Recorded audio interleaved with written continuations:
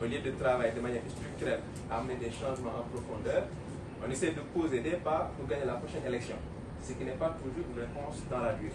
Donc en se projetant sur 25 prochaines années, on a fait un diagnostic de l'état du Sénégal et on a voulu poser, projeter, et pour freiner, en tout cas apporter une réponse à cette grosse question-là, parce que l'immigration et l'exode rural en interne, c'est après le même problème. Même quand vous arrivez au Sénégal, vous avez toute la population du Sénégal dans les différents points qui veulent aller vers la capitale.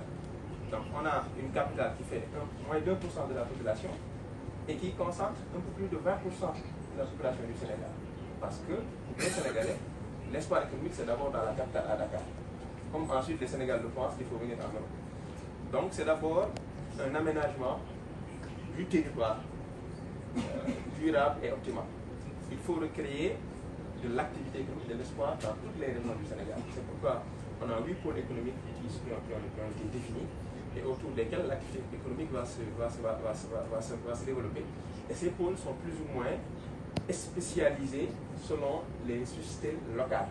Certains pôles, c'est l'agriculture et l'élevage, d'autres c'est les plateformes logistiques, d'autres c'est le tourisme, selon les données naturelles et socio-historiques.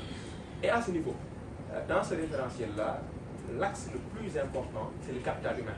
Et dans le capital humain, on met bien sûr la santé, tout ce qui est question sociale, mais surtout l'éducation et la formation.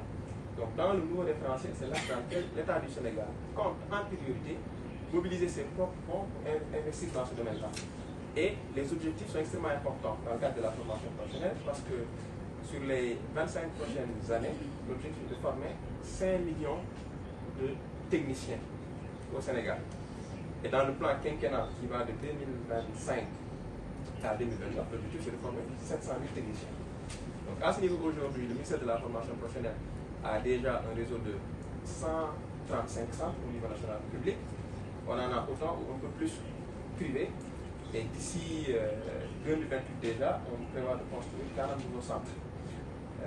Au-delà de ces centres maintenant qui prennent des gens qui sont dans des cycles diplômants de 2-3 ans, c'est la formation qualifiante qu'il faut renforcer. C'est cette formation qui va plus toucher des publics qui n'ont pas un niveau scolaire élevé, mais qui sont des Sénégalais et qui ont besoin d'être accompagnés par l'État du Sénégal. Donc c'est à ce niveau qu'une structure comme la mienne intervient pour faire la formation qualifiante. Parce que c'est la grande masse, en tout cas, ces jeunes-là qui n'ont pas duré à l'école, qui se sont formés dans le tas, qui essaient de se débrouiller, il faut les mettre dans un circuit de formation professionnelle répondant aux besoins de leur localité, de leur pôle territoire. Et les grandes priorités en termes de formation, c'est d'abord l'agriculture et l'élevage.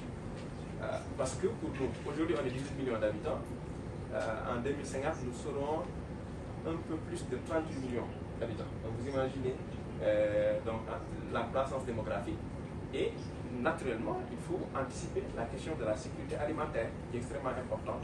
Donc l'agriculture et l'élevage, ensuite tout ce qui touche à l'industrie. Donc à la fois industrie extractive, parce que le Sénégal a des ressources qu'on exploite,